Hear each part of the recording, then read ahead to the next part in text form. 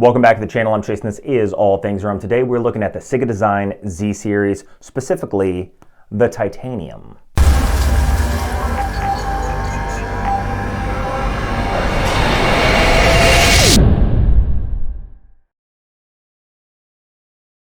Now, Ciga Design to me is a relatively unknown watch company, even though it's been on my radar for quite a long time, generally in the watch world. Now, this is in comparison to larger watch companies like Omega, Rolex, Patek Philippe. I mean, they're just not as well known.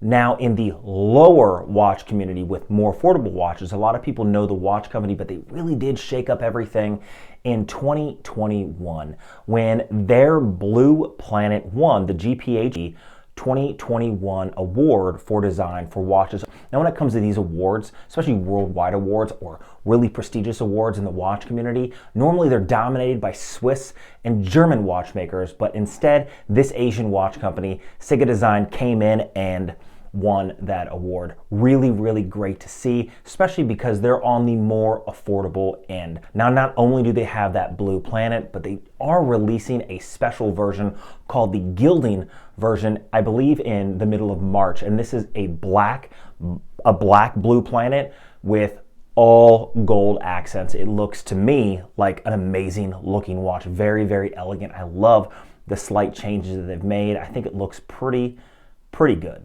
Today we are looking at the Z Series, and the one I have is Titanium. Now, I've heard other watch reviewers call it the poor man's Richard Mille. I'm going to argue with that right off the bat. Just because it has a Tourneau shaped case doesn't make it even resemble a Richard Mille. In fact, I can tell you that the design cues in this watch, when we really get into the nitty gritty, makes it its own watch, and it's very standout from other watches that are Tourneau shaped. So let's just go ahead and dive right into that nitty gritty of the watch. The dial on this watch is a skeleton dial, and it has the complete movement on display. Now, this is one of those things that is a very risky thing to do, because if you don't use a really good movement, then it just looks sloppy. And in the past Richard Mille homage watches that I have reviewed, they've used a faux bridge on the front to make it look like it's an automatic movement, even though it is an automatic movement, to kind of pretty it up. Well, Ciga Design didn't have to do that because they used an amazing Seagull movement that looks great as a skeletonized movement. So they really did do their due diligence on the skeletonized design. Now, the multi-layered case projecting out from the dial that is covered in sapphire, which is really good to see, gives an interesting slotted design with custom screws along the edges. The case is brushed with polished edges and the logo opposite side of the crown. The measurements are 41 millimeters by 48 millimeters, so the footprint is not overly large and wears more like a standard 40 millimeter sports watch. The thickness of this watch is 12.3 millimeters and the lug width is 22 millimeters. So sadly, I can't give you guys an impression of what it would look like on a chase strap, but link down below, chasestraps.com, my own personal watch strap company, if you want an aftermarket 20 millimeter watch strap. The front is sapphire, while the rear caseback is mineral crystal, showing the custom automatic movement. And this is what really makes the watch, because it's completely on display. Now, inside is a Seagull AAA automatic movement with 25 joules, 176 precision parts, offering 40 hours of power reserve and a frequency of 21,600 vibrations per hour. Now, this means the second hand, which is a beautifully red second hand, ticks at 6 ticks a second instead of 8, so it's not a high beat movement, but it still is a wonderfully sweeping red second hand that pops on that skeleton dial. The bridging of the dial is done very well, and the placement of the chapter ring around the outside is absolutely appropriate and looks great. The hands are also skeletonized, which, to be fair, makes it a little difficult to read the time, but that's really any skeleton movement is going to have the same issue. It's not going to be a quick reference for registering the time, but it is on display for the beauty and design of the mechanical features that are housed within. The red second hand pops, like I said, on the dial, and the red accents match the details on the watch completely, and this includes the small ring that covers the crown stem in the open slot on the right-hand side. These details are very well received and shows the extreme thought of the designers to make a good-looking watch.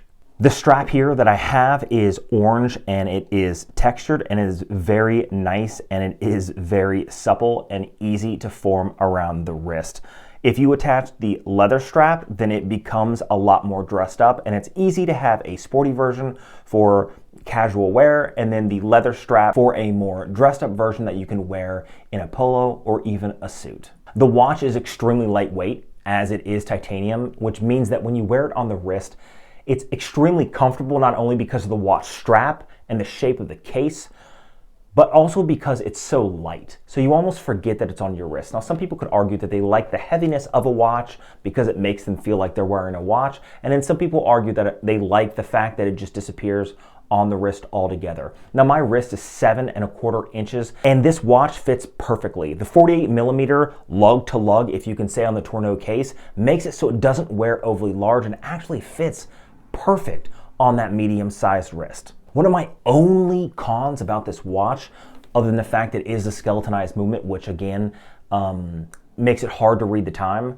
that isn't even really a complaint. That's just an observation from every skeleton watch. One of the things I don't like is the fact that it only has 30 meters of water resistance. Now, a watch company will tell you that 30 meters of water resistance, you can wash your hands, go out in the rain, you can maybe do some light swimming or splashing. Well, that's not true at all. There's plenty of videos out there that show water resistance of watches really aren't what they say they are. I would say a minimum water resistance rating for everyday wear is 50 meters of water resistance if you're gonna go on the sporty design of the watch. This watch right here in my hand is a sporty watch, so it should have at least 50 meters of water resistance. Now, if this was a high-end dress watch that you wouldn't take into a swimming pool or you wouldn't even think about getting it wet anywhere, then yeah, 30 meters of water resistance may be appropriate. But this only has, again, it only has 30 meters of water resistance. Now, one of the things I do like about this watch is the rotor in the back. It is the best weighted rotor I've ever had in any watch ever that I've viewed from an open case back. The slight movement of the watch and the rotor is exactly where it needs to be every single time, which means you know that it's winding the watch appropriately. Now, you can easily hand wind the watch because when it comes to a AAA automatic Seagull movement, it's going to have hacking and hand winding, which is appropriate. Now, it does have an open spring barrel that you can see at the 12 o'clock, which means it's easy to gauge kind of how wound your watch is. Even though it only has 40 hours of power reserve, you can see if that barrel spring is tightly wound, which means you have basically 40 hours of power reserve, which means it's completely charged, or if it's sort of running out of energy. One of those things that only really watch enthusiasts may notice, but it's something that's noticed. Now, just some of my final thoughts on this watch as I have it in my hand right here. One of the things that I really love about the case is not only the slotted design, but it's the custom screws in the slotted design. And it's not just the custom screws in the slotted design, but it's also that red ring within the slot that I really love. It's the attention to detail that shows that it's not just an homage of another watch. Now, this watch may not be for everybody. Not a lot of people like square-ish or tonneau-shaped watches, but I really do. I really do. I think it punches very, very high above its value. Right now, I think it's on sale for $280 on the Ciga Design website, which I will leave below. They're also on Amazon.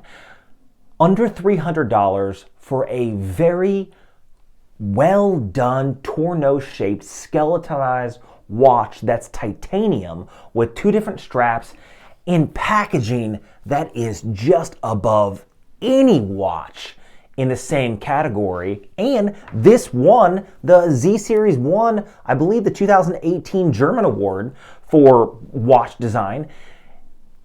It's just it feels more like an $800 watch or a $1,000 watch than it does a $300 watch or a $400 watch. So that's something to consider when it comes to looking at Ciga Design. I was a little hesitant with Ciga Design. Again, they've been on my radar for quite some time, and they've always been in my cart on Amazon as something that I need to get to review. And then finally, I have it on my desk here, and I'm so happy that I have it because it makes me want to look at other watches on their website.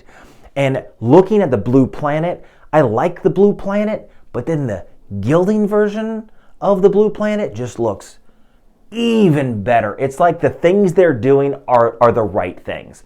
They're not just some Asian company that are out there to copy watches and just put their name on. They're not a Pagani design. They're not a Parnas. They're not any of this. They are their own design team that creates all these unique watches at affordable prices that anybody, any watch enthusiast can afford, which is one of those things that I truly, truly do love about companies like this. Now, what do you guys think about what I have to say about this Ciga design watch? Do you love it? Do you hate it? Do you like the Tourneau shaped case? It is slightly stepped on the side, which isn't my favorite, but it is unique to their design. I'm not necessarily the biggest fan, the fact that it says Ciga design along the side, right? Because it reminds me sort of Invicta. So if that's what they want to do for the branding, fine. It's really not that noticeable, and it's really not a deal breaker for me.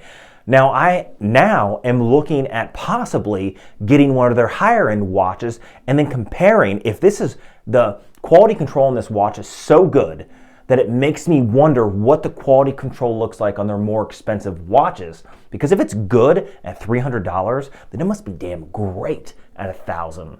Now, what do you guys think? Leave a comment down below if you like the watch and what you like about the watch. If you don't like the watch, and what do you not like about the watch? Now, a few things I always ask you guys when it comes to this channel. Subscribe to the channel, leave a comment on the content you guys want to see on this channel, and make sure you guys are hitting that notification bell because I got a lot of videos coming up here in the future, to include this awesome rainbow on my wrist. I can't wait to review that and see what you guys think. Anyway, I will see you in the next one.